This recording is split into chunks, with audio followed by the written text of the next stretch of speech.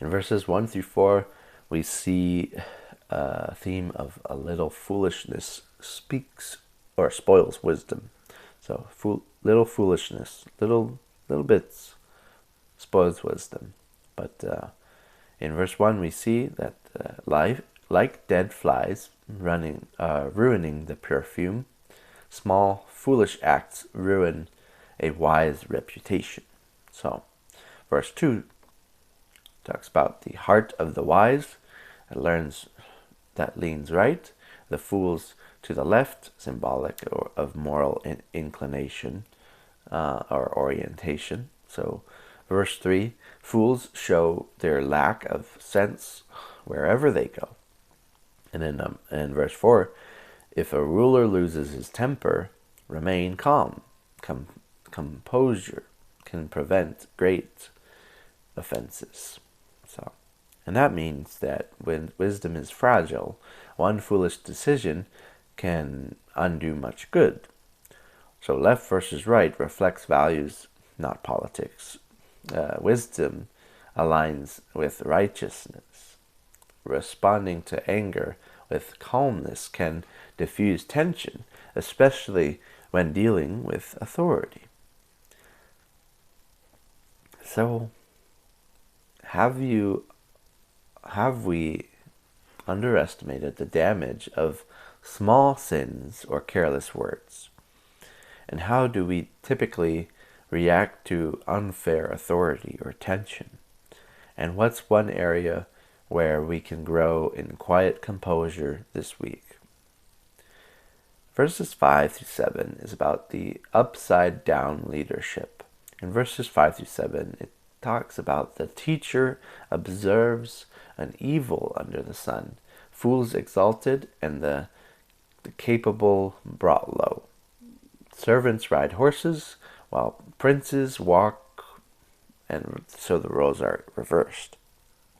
So, this is saying that sometimes in corrupt systems, foolish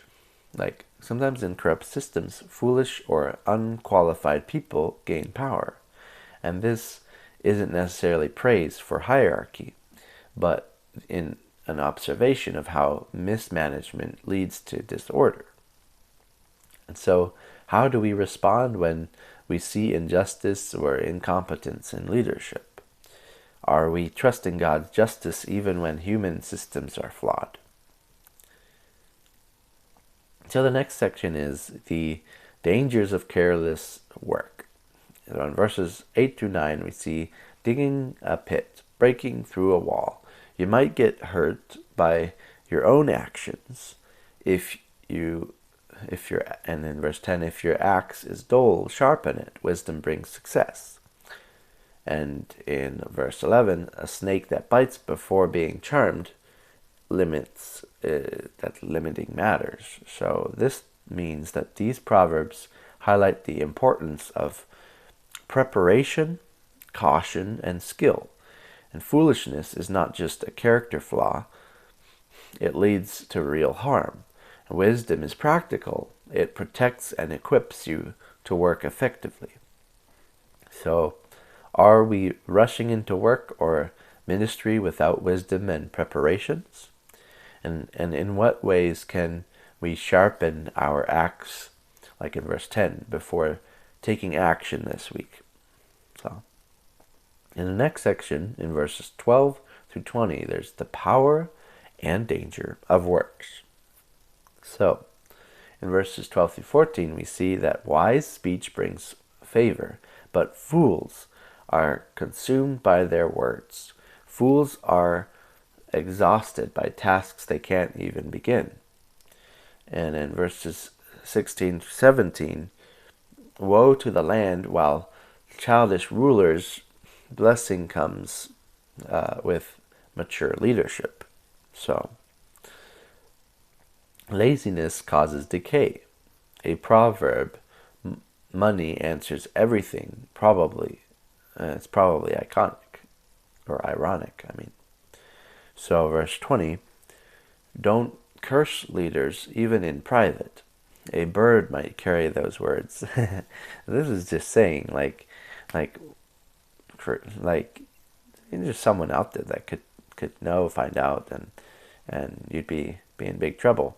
And it also reminds me of the time in Job when I talked about the heavenly witnesses. So every deed, we have um, God being able to testify again, like he testifies against man and what he does and whatnot. But in this case, it means that fools speak much but say little. Their words destroy, and leadership matters. So, a lazy or immature ruler can ruin a nation, and speech is never truly secret. Words are powerful, and God hears all. So, do we speak carefully, or do our words often ruin or run ahead of our wisdom? Are you or are we using our influence to build others up, or are we complaining in secret? So, what's one way to grow in integrity and wise speech this week? So, with that being said, what stood out to you most about this contrast between the wise and the foolish? Are there dead flies in your life, small compromises that could undo greater things? And how can you apply wisdom practically in your work, speech, and leadership? So ask God to help you walk wisely in a world where foolishness often seems loudest, and also confess areas where you've neglected wisdom or let your words run wild. And pray for leaders, both local and global leaders, to lead with righteousness, maturity, and restraint. So with that being said, there's some interesting things in these chapters, and what really strikes me is just